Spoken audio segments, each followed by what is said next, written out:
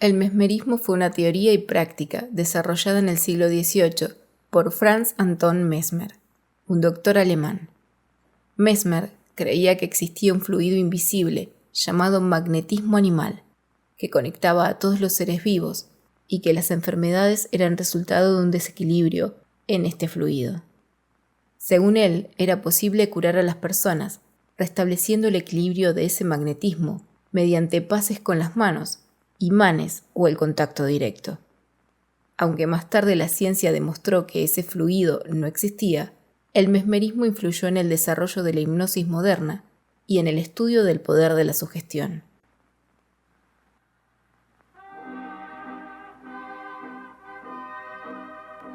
Escuchen atentamente los susurros del terror en la hora de lo macabro, una experiencia auditiva que desafiará sus sentidos y perturbará su mente.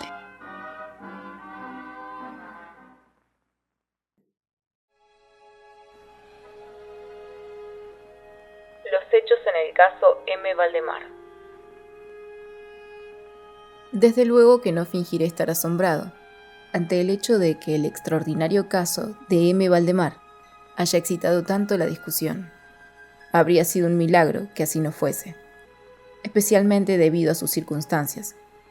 A causa del deseo de todos los interesados de ocultar el asunto al público, al menos por ahora o hasta que tuviéramos nuevas oportunidades de investigación, una relación incompleta o exagerada se ha abierto camino entre la gente y se ha convertido en la fuente de muchas interpretaciones falsas y desagradables, y naturalmente de un gran escepticismo.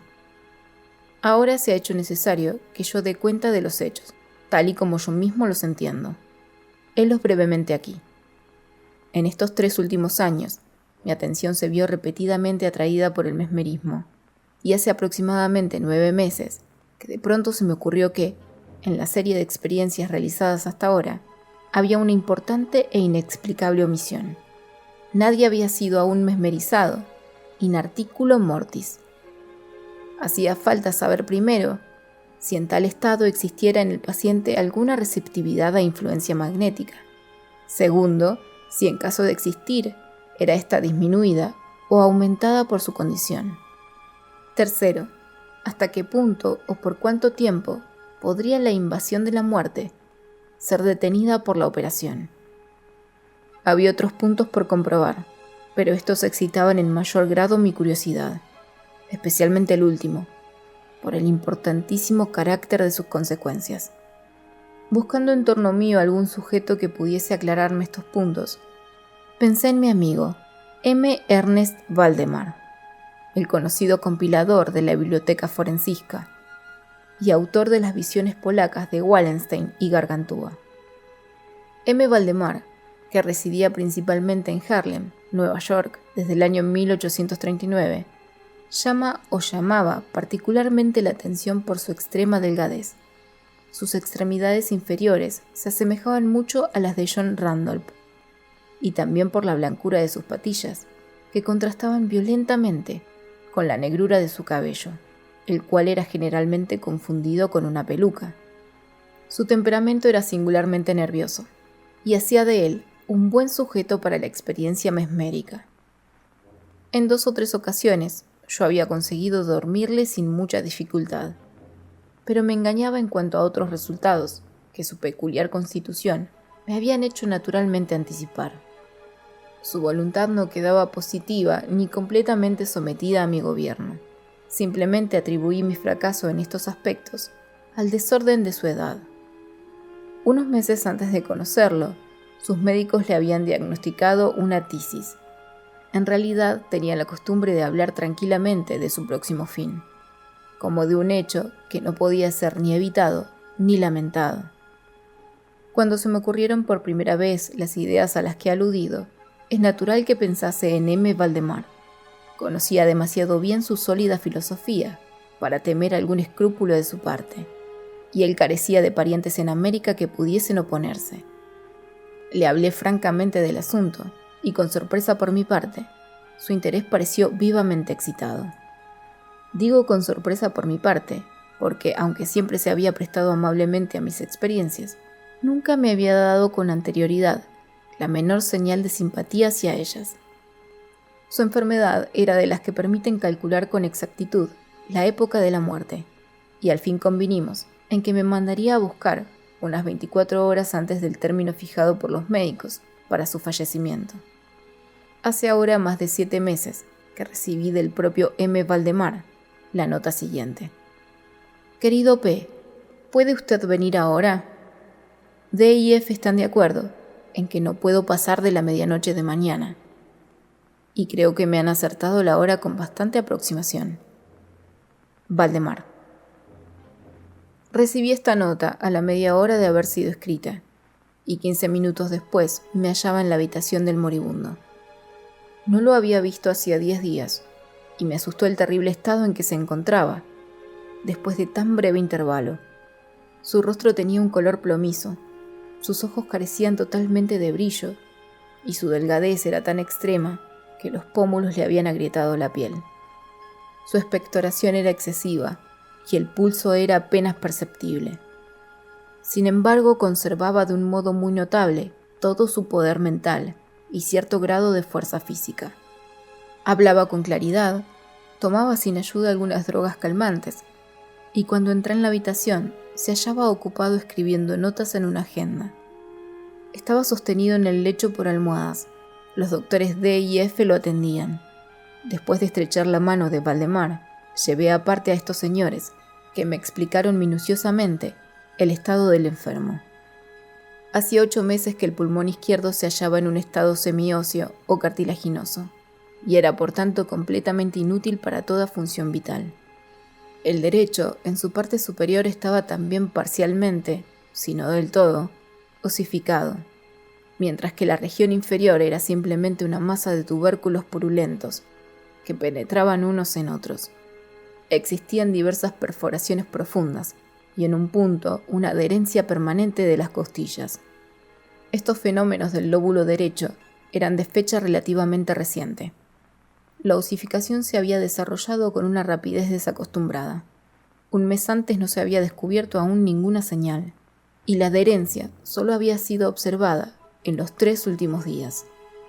Independientemente de la tisis, se sospechaba que el paciente sufría un aneurisma de la aorta, pero sobre este punto los síntomas de osificación hacían imposible una diagnosis exacta.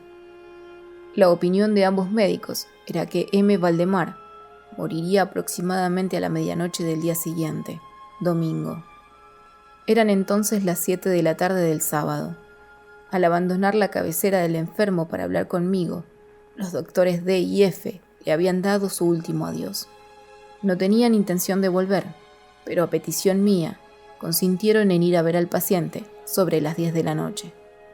Cuando se marcharon, hablé libremente con M. Valdemar de su próxima muerte, así como más particularmente de la experiencia propuesta. Declaró que estaba muy animado y ansioso por llevarla a cabo, y me urgió para que comenzase acto seguido. Un enfermero y una enfermera le atendían, pero yo no me sentía con libertad para comenzar un experimento de tal carácter, sin otros testigos más dignos de confianza que aquella gente, en caso de un posible accidente súbito. Retrasé entonces la operación hasta las 8 de la noche del día siguiente, pero la llegada de un estudiante de medicina con el que tenía cierta amistad, Mr. Theodore, me hizo desechar esta preocupación. En un principio había sido mi propósito esperar por los médicos, pero me indujeron a comenzar, primero los ruegos apremiantes de M. Valdemar, y segundo, mi convicción de que no había un instante que perder, ya que era evidente que agonizaba con rapidez.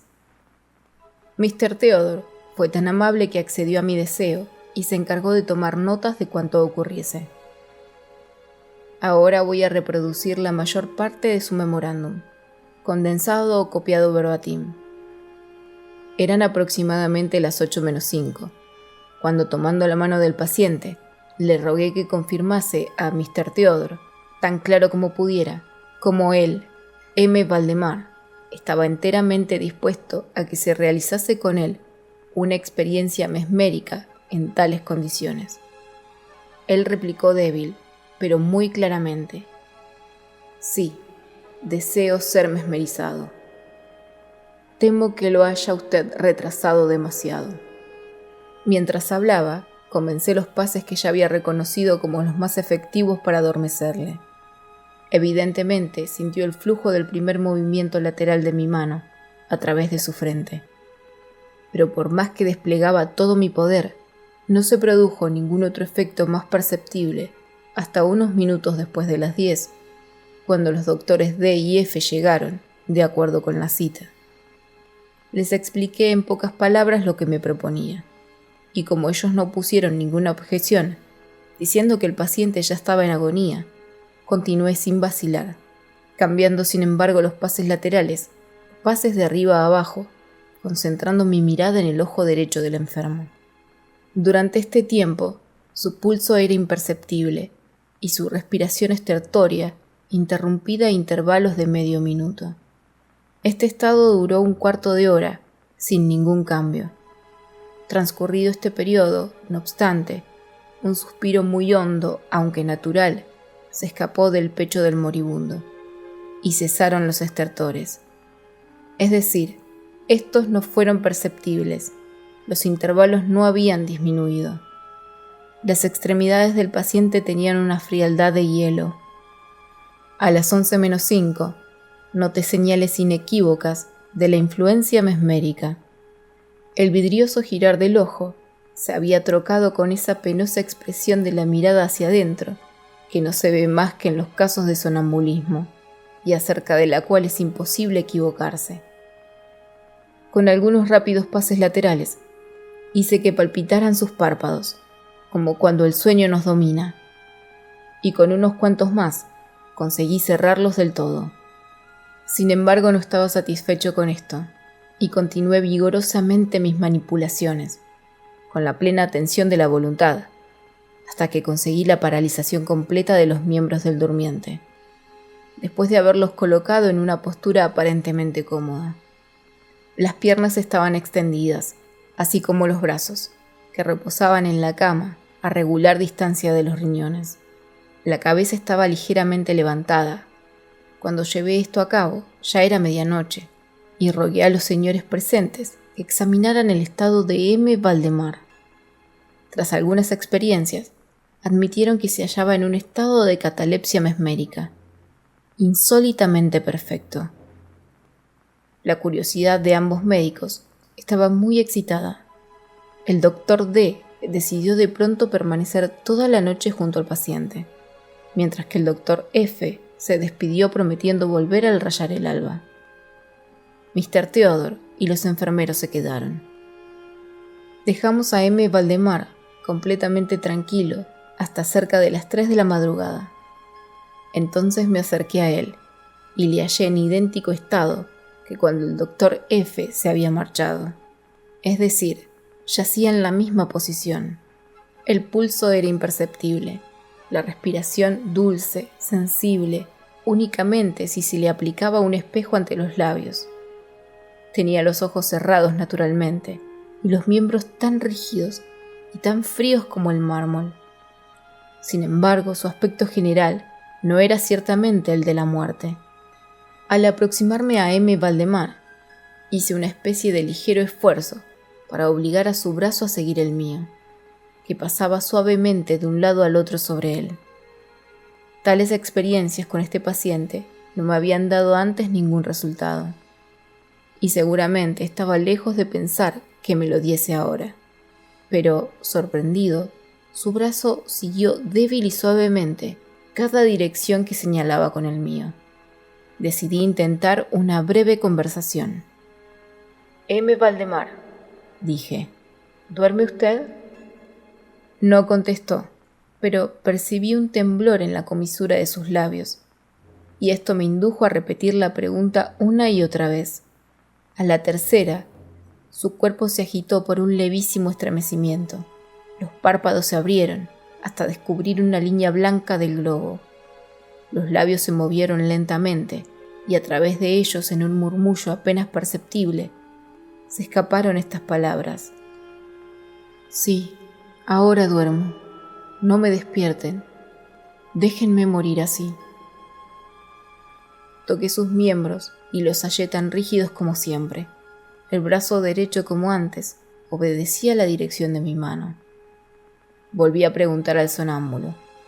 ¿Le duele a usted el pecho, M. Valdemar? Ahora la respuesta fue inmediata, pero aún menos audible que antes. No hay dolor. Me estoy muriendo. No creí conveniente atormentarle por más tiempo, y no se pronunció una sola palabra hasta la llegada del doctor F., que se presentó poco antes de la salida del sol y que expresó un ilimitado asombro al hallar todavía vivo al paciente. Después de tomarle el pulso y aplicarle un espejo sobre los labios, me rogó que volviese a hablarle al sonámbulo. Así lo hice, preguntándole: M. Valdemar, ¿duerme aún? Como anteriormente, pasaron unos minutos antes de que me respondiese, y durante el intervalo, el moribundo pareció hacer acopio de energía para hablar. Al repetirle la pregunta por cuarta vez, dijo débilmente, casi de un modo inaudible: Sí, duermo. Me estoy muriendo. Entonces los médicos expresaron la opinión, o mejor el deseo, de que se permitiese a M. Valdemar reposar sin ser turbado, en su actual estado de aparente tranquilidad, hasta que sobreviniese la muerte, lo cual, añadieron unánimemente, debía ocurrir al cabo de pocos minutos. Decidí, no obstante, hablarle una vez más, y repetí simplemente mi anterior pregunta. Mientras yo hablaba, se observó un cambio en la fisonomía del sonámbulo. Los ojos giraron en sus órbitas y se abrieron lentamente, y las pupilas desaparecieron hacia arriba. La piel tomó un general tono cadavérico, asemejándose no tanto al pergamino como al papel blanco. Y las manchas circulares, que hasta entonces señalaban vigorosamente el centro de cada mejilla, se extinguieron de pronto. Empleo esta expresión porque la rapidez de su desaparición en nada me hizo pensar tanto como en el apagarse una vela de un soplo. El labio superior al mismo tiempo se retorció sobre los dientes que hasta entonces había cubierto por completo, mientras la mandíbula inferior caía con una sacudida perceptible, dejando la boca abierta y descubriendo la lengua hinchada y negra. Imagino que todos los presentes estaban acostumbrados a los horrores de un lecho mortuorio, pero el aspecto de M. Valdemar en ese momento era tan espantoso que todos nos apartamos de la cama. Noto ahora que llegó a un punto en esta narración en que cada lector puede alarmarse hasta una positiva incredulidad. Sin embargo, solo es de mi incumbencia continuar. Ya no había en M. Valdemar el menor signo de vitalidad, y convencidos de que estaba muerto, íbamos a dejarlo a cargo de los enfermeros, cuando se observó en la lengua un fuerte movimiento vibratorio, que continuó tal vez durante 1 minuto. Cuando hubo acabado, de las mandíbulas separadas e inmóviles, salió una voz que sería una locura en mí tratar de describir. Hay no obstante 2 o 3 epítetos que podrían considerarse aplicables en parte. Podría decir, por ejemplo, que el sonido era áspero, roto y cavernoso. Pero el odioso total es indescriptible, por la simple razón de que ningún sonido semejante ha llegado jamás al oído humano. Había, sin embargo, 2 particularidades que me hacían pensar entonces, y aún ahora, que podían ser tomadas como características de la entonación, y dar alguna idea de su peculiaridad ultraterrena. En primer lugar, la voz parecía llegar a nuestros oídos, al menos a los míos, desde una gran distancia o desde alguna profunda caverna subterránea. En segundo lugar, me impresionó, como las materias gelatinosas o aglutinantes impresionan el sentido del tacto. He hablado a la vez de sonido y de voz. Quiero decir que en el sonido se distinguían las sílabas con una maravillosa y estremecedora claridad. M. Valdemar hablaba evidentemente en respuesta a la pregunta que le había hecho minutos antes. Yo le había preguntado si aún dormía. Ahora dijo: Sí, no, he estado dormido, Y ahora estoy muerto. Ninguno de los presentes trató de negar o siquiera reprimir el inexpresable, el estremecedor espanto que estas pocas palabras, así pronunciadas, nos produjo. Mr. Theodore, el estudiante, se desmayó. Los enfermeros abandonaron inmediatamente la estancia y fue imposible hacerlos regresar. No pretendo siquiera hacer comprensibles al lector mis propias impresiones. Durante cerca de una hora nos ocupamos silenciosamente, sin que se pronunciase ni una sola palabra, en que Mr. Theodore recobrara el conocimiento. Cuando volvió en sí, volvimos a investigar el estado de M. Valdemar. Permanecía en todos los aspectos, tal como lo he descrito últimamente, con la excepción de que el espejo ya no indicaba la menor señal de respiración. Fue vano un intento de sangría en el brazo. Debo decir, asimismo, que este miembro ya no estaba sujeto a mi voluntad. Me esforcé vanamente en hacerle seguir la dirección de mi mano. La única indicación real de la influencia mesmérica se manifestaba ahora en el movimiento vibratorio de la lengua de M. Valdemar cada vez que hacía una pregunta. Parecía hacer un esfuerzo por responder, pero su voluntad no era bastante duradera. Si cualquier otra persona que no fuese yo le dirigía una pregunta, parecía insensible, aunque yo intentase poner cada miembro de esa persona en relación mesmérica con él. Creo que he relatado ya todo lo necesario para comprender el estado del sonámbulo en este periodo. Conseguimos otros enfermeros, y a las 10 abandoné la casa en compañía de los 2 médicos y de Mr. Theodore. Por la tarde volvimos todos a ver al paciente. Su estado continuaba siendo exactamente el mismo. Discutimos acerca de la oportunidad y de la factibilidad de despertarlo, pero estuvimos fácilmente de acuerdo en que ningún buen propósito serviría para lograrlo. Era evidente que, hasta entonces, la muerte, o lo que usualmente se denomina muerte, había sido detenida por el proceso mesmérico. A todos nos parecía claro que despertar a M. Valdemar sería simplemente asegurar su instantáneo, o al menos rápido fallecimiento. Desde este periodo hasta el fin de la última semana, un intervalo de cerca de 7 meses, continuamos yendo diariamente a la casa de M. Valdemar, acompañados unas veces u otras por médicos y otros amigos. En todo este tiempo, el sonámbulo permanecía exactamente como lo he descrito hasta ahora. La vigilancia de los enfermeros era continua. Fue el último viernes, cuando finalmente decidimos llevar a cabo el experimento de despertarlo, o al menos de tratar de hacerlo.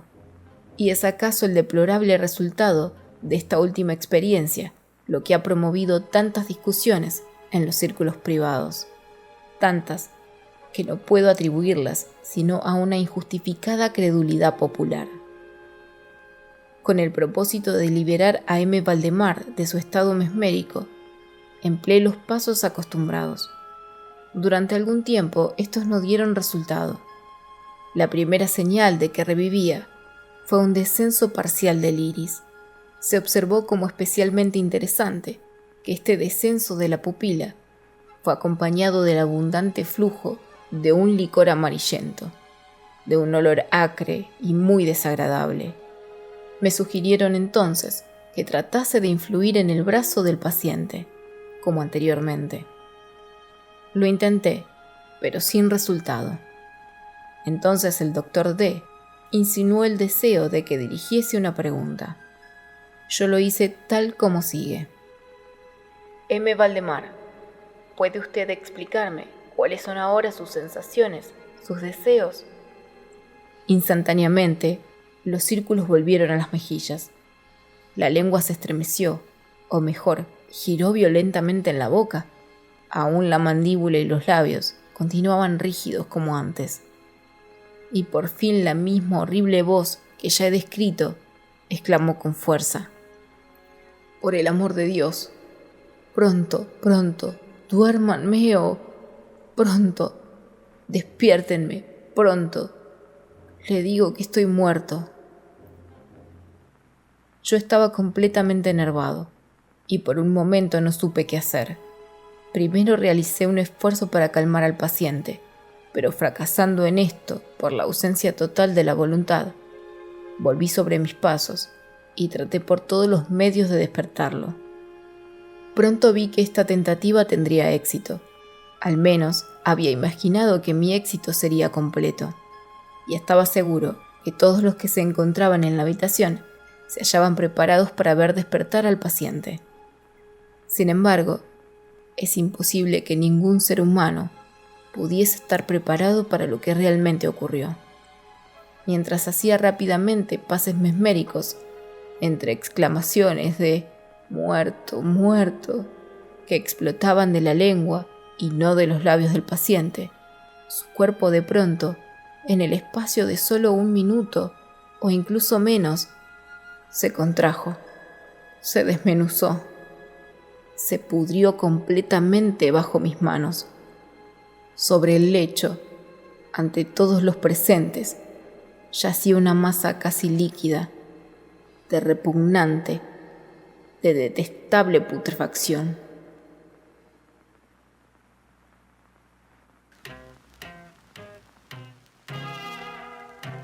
Concluimos otro capítulo oscuro en la hora de lo macabro. Pero recuerden, en la oscuridad siempre habrá más historias por descubrir.